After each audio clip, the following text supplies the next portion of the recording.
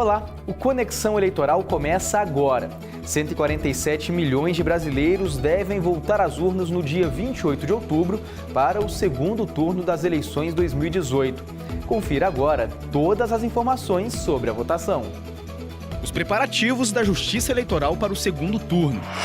Mesmo quem faltou ao primeiro turno deve votar no dia 28. Tribunal Superior Eleitoral lança página para combater as notícias falsas. Você vê tudo isso agora no Conexão Eleitoral. 147 milhões de brasileiros devem voltar às urnas no dia 28 de outubro para o segundo turno das eleições 2018. 13 estados brasileiros, além do Distrito Federal, só vão conhecer o novo governador após o segundo turno da eleição no dia 28 de outubro, mesmo dia em que todos os eleitores do país retornam às urnas para escolher quem será o presidente da República a partir de janeiro de 2019.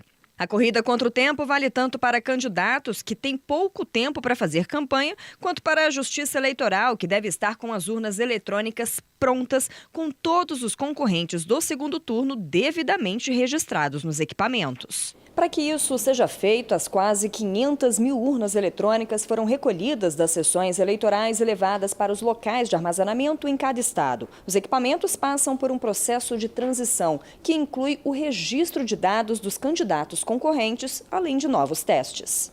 O coordenador de sistemas do Tribunal Superior Eleitoral explica que esse processo começa com a memória de resultados dos candidatos que concorreram no primeiro turno das eleições. É retirada a memória de resultado, é colocada uma outra memória de resultado que já vai com os candidatos que estão no segundo turno. Ela marca os candidatos que vão para o segundo turno, essa urna é relacrada nessa parte, e não em toda ela, porque não precisa, e está pronta está transitada, está pronta para o segundo turno. Depois disso, as urnas eletrônicas são submetidas a novos testes para saber se estão funcionando corretamente. É um processo de uma cerimônia pública, os partidos são convocados, a OAB, o Ministério Público são convocados, e é feito um processo análogo no que couber ao que é feito no primeiro turno.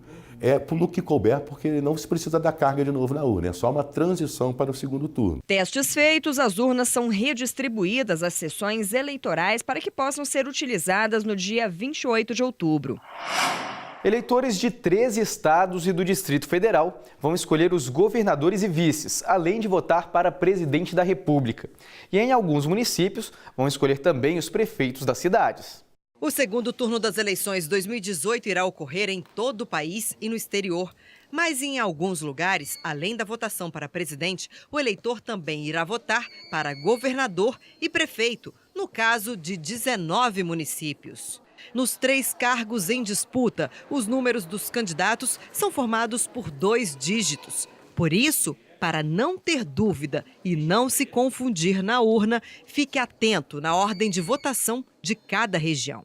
No exterior, a votação será apenas para presidente da República, como foi no primeiro turno. Nesse caso, o eleitor irá votar uma única vez. Basta digitar o número do candidato e confirmar na tecla verde. Já nos estados do Amapá, Amazonas, Mato Grosso do Sul, Minas Gerais, Pará, Rio de Janeiro, Rio Grande do Norte, Rio Grande do Sul, Rondônia, Roraima, Santa Catarina, São Paulo, Sergipe e no Distrito Federal, o eleitor vai votar 2 vezes. A primeira será para governador, seguida da votação para presidente, que será o segundo e último voto. É preciso confirmar cada escolha ao digitar o número do candidato. E atenção, em alguns municípios irá ocorrer eleição suplementar para escolher também os prefeitos das cidades, o que torna a votação maior. Em Anamã e Novo Airão, no Amazonas, Aperibe, Laje do Muriaé e Mangaratiba, no Rio de Janeiro, Alpestre, no Rio Grande do Sul, Vidal Ramos, em Santa Catarina, Mongaguá, Araras, Monte Azul Paulista e Rincão, em São Paulo. Nesses locais, o eleitor vai votar 3 vezes. O primeiro voto é para governador. Digitou o número, confirme. Em seguida, segue a mesma lógica, o voto para presidente. Repita o procedimento. E, por último, faça a escolha para prefeito. Mais uma vez, aperte a tecla verde. O eleitor também vai votar para prefeito na cidade de Croatá, no Ceará, Davinópolis, Planaltina, Divinópolis de Goiás, Tuverlândia e Serranópolis, em Goiás, Bacabal, no Maranhão e Planalto da Serra, no Mato Grosso. Mas nesses locais não haverá eleição para governador. Portanto, serão 2 votos na seguinte ordem. Primeiramente para presidente, seguido do voto para prefeito, sempre apertando a tecla confirma após o número do candidato. Se você digitar errado, é possível corrigir com a tecla laranja. Claro que se o voto ainda não tiver sido confirmado. Vale lembrar que se o eleitor não seguir a ordem certa, o voto poderá ser anulado, já que o número digitado será incompatível com o cargo. As urnas que vão ser utilizadas no dia 28 de outubro já começaram a ser preparadas. Pequenos detalhes que podem fazer toda a diferença na hora do voto. Até chegarem à mesa de votação, as urnas eletrônicas passam por uma série de testes. Primeiro, as urnas recebem uma espécie de pendrive com as informações dos candidatos que vão disputar o segundo turno. Depois que as informações são processadas, é hora dos 120 auxiliares de apoio às eleições entrarem em ação. Cabe a eles conferir se as urnas não apresentam algum defeito. Tela, teclado, áudio, nada fica de fora. Os microterminais usados pelos mesários e as impressoras de onde saem os comprovantes da urna também são testados. Até as baterias são verificadas para o caso de falta de energia elétrica na hora da votação. A urna que no momento da lacração, da carga, ela apresenta algum tipo de defeito, ela é evidentemente descartada e substituída por outra. Isso pode acontecer também, mesmo com todos os testes, com todo o preparo, pode acontecer no dia de votação. Para isso nós temos aquilo que chamamos de carga de contingência, são algumas urnas preparadas para substituir aquelas que porventura venham a dar problema no dia da eleição. Tudo conferido, as urnas emitem um comprovante com as informações correspondentes a cada sessão eleitoral. Finalmente, elas são lacradas e encaixotadas. Mas se engana quem pensa que o trabalho de verificação termina por aqui. Aleatoriamente é escolhida uma urna entre aquelas que foram preparadas para que seja feita uma comparação entre votos manuais e votos eletrônicos. Se faz uma simulação para que se tenha certeza na presença do juiz e de todos aqueles que estejam acompanhando o procedimento de que aquela urna está íntegra e está pronta para votação. Todo esse procedimento é repetido em cada uma das mais de 7.000 urnas das 19 zonas eleitorais do Distrito Federal. Trabalho árduo que deve levar uma semana para ser concluído. A previsão é de que tudo esteja pronto até terça-feira, dia 23 de outubro. Concluído o processo, as urnas são guardadas no depósito do TRE, de onde só saem no dia 26 de outubro, antevéspera do segundo turno, quando são encaminhadas para os locais de votação. O Tribunal Superior Eleitoral disponibiliza um novo serviço para os mesários das eleições 2018. Este ano, quase 1.800.000 mesários vão poder emitir a declaração de dias trabalhados no site do Tribunal Superior Eleitoral. O serviço é inédito e pode ser obtido no canal do mesário. Basta clicar no lado esquerdo da página no ícone Declaração.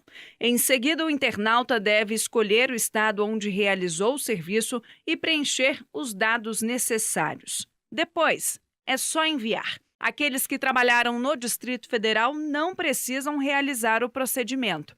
Eles já receberam a declaração referente ao primeiro turno, nas sessões eleitorais. Antigamente, esse documento era emitido apenas pelos cartórios eleitorais. No próximo bloco, você vai ver como os eleitores que não foram às urnas no primeiro turno devem fazer para acertar as contas com a Justiça Eleitoral.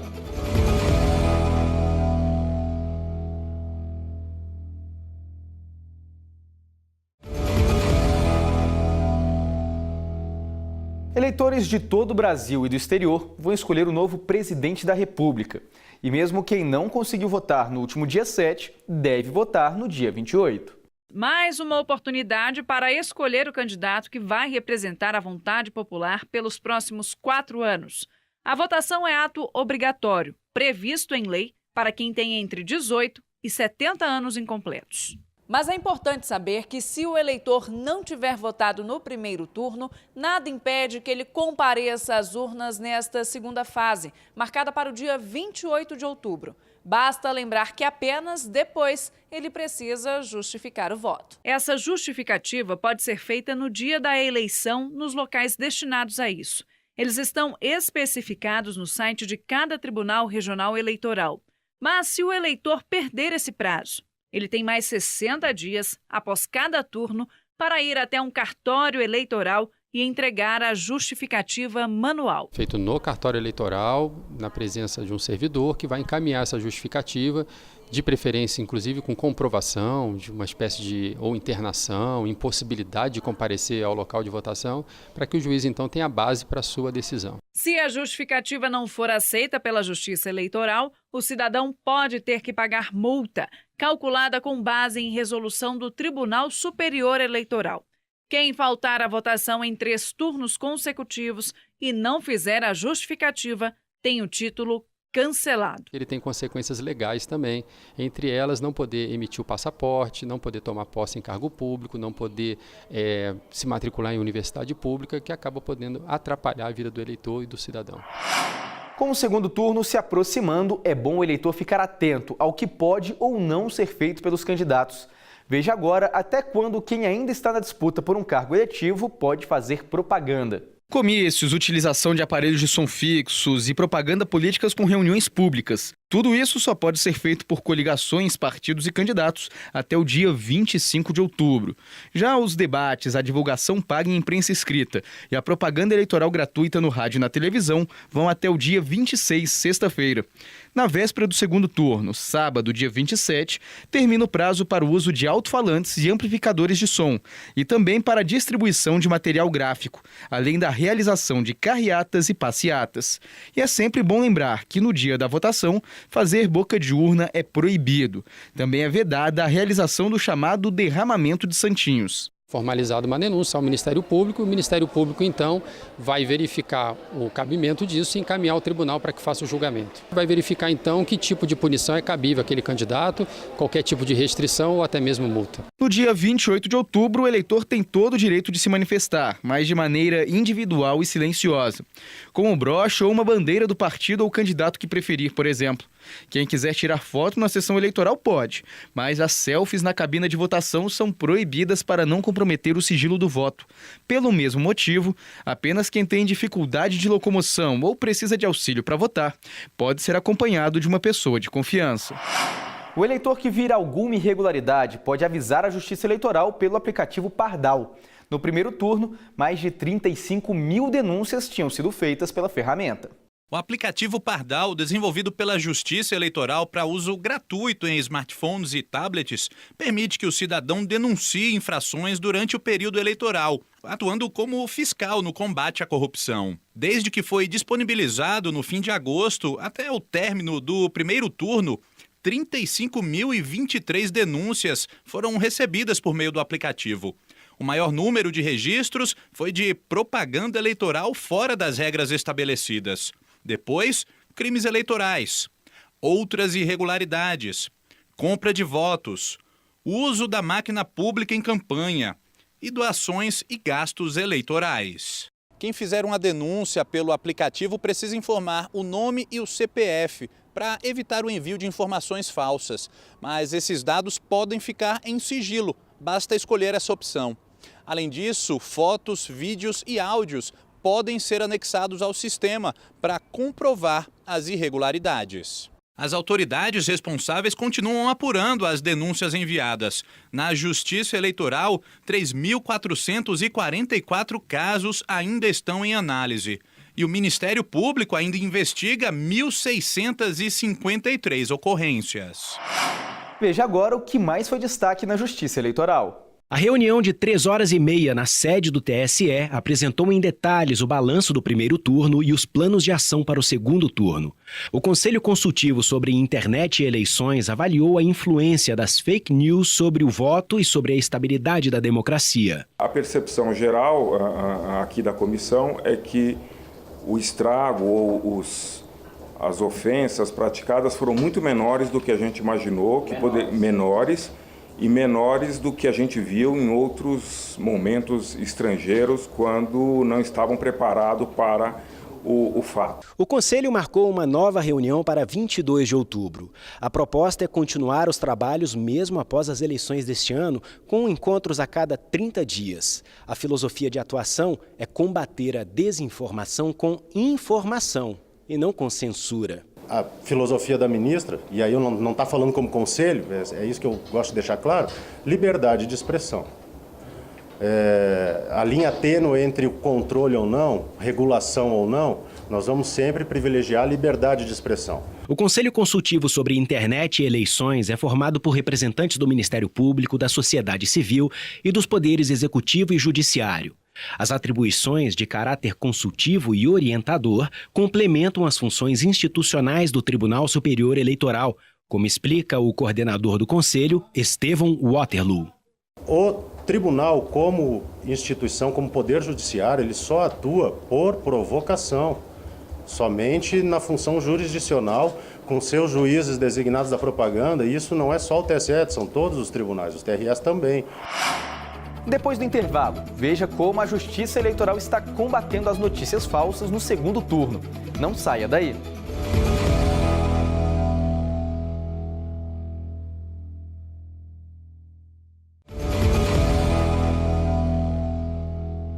O Tribunal Superior Eleitoral lançou uma página sobre fake news. A ideia é esclarecer o eleitor sobre notícias falsas que forem veiculadas em época eleitoral. Grupos de mensagens online, aplicativos e páginas de amizade são algumas das principais ferramentas utilizadas por candidatos nestas eleições.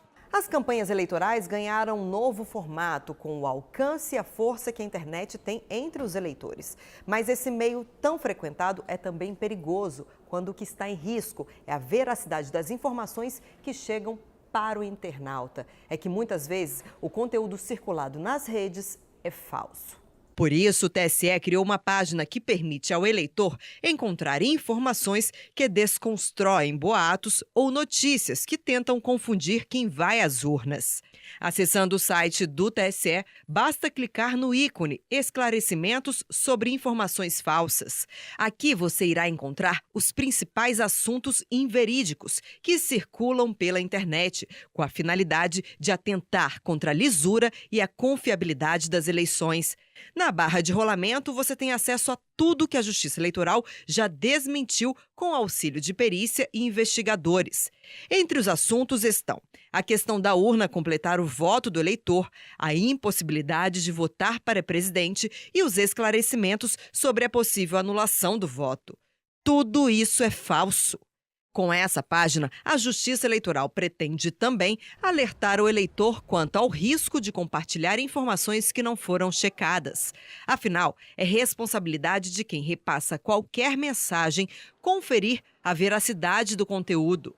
O TSE faz a sua parte. Ao ter conhecimento de possíveis irregularidades, a Corte Eleitoral comunica os órgãos de investigação para a apuração dos casos. Até agora não foi comprovada nenhuma violação relacionada ao processo eleitoral e à apuração das urnas no primeiro turno das eleições. Nenhum eleitor pode ser preso a partir do dia 23 de outubro, a não ser em casos de flagrante de delito ou sentença criminal condenatória por crime inafiançável, além de desrespeito a salvo-conduto. A votação de segundo turno está chegando. É dia 28 de outubro. Com a proximidade da data, começam a valer também algumas regras, como a restrição para a prisão de eleitores. A partir de terça-feira, dia 23, a detenção só pode ser realizada em flagrante ou em virtude de uma sentença criminal condenatória por crime inafiançável, ou ainda por desrespeito a salvo-conduto. O flagrante é quando a pessoa é presa ali, cometendo crime naquele momento, né? O Código de Processo Penal, ele dá alguns requisitos para flagrância, mas a grosso modo seria a pessoa que é pega cometendo o crime naquele momento. Crime inafiançável são alguns crimes que são descritos na Constituição, né? E que dizem, a exemplo do racismo, tortura, crimes hediondos, né? São exemplos de crimes inafiançáveis e que a lei impõe um rigor maior para esse tipo de crime, né? É uma escolha do legislador. e que não cabe fiança, né? Então, ele é inafiançável porque você não pode pagar um valor e sair para responder em liberdade. Salvo-conduto é um documento expedido pelo juiz eleitoral ou pelo presidente de mesa quando alguém se achar, algum eleitor no caso, se achar violado, se achar impedido de votar, seja moral ou fisicamente. Esse prazo está determinado no Código Eleitoral e começa a valer 5 dias antes da data prevista para a votação. Depois do pleito, os eleitores também não podem ser presos. A norma também prevê regras para as prisões que são cumpridas durante esses prazos de restrições. Caso algum eleitor seja detido nesse período, ele deve ser encaminhado imediatamente a um juiz competente. E se comprovada a ilegalidade, a prisão deve ser relaxada. O coautor também é responsabilizado. O Conexão Eleitoral de hoje fica por aqui. Nos acompanhe também nas redes sociais e na página da Justiça Eleitoral no YouTube. A gente volta na semana que vem. Até lá!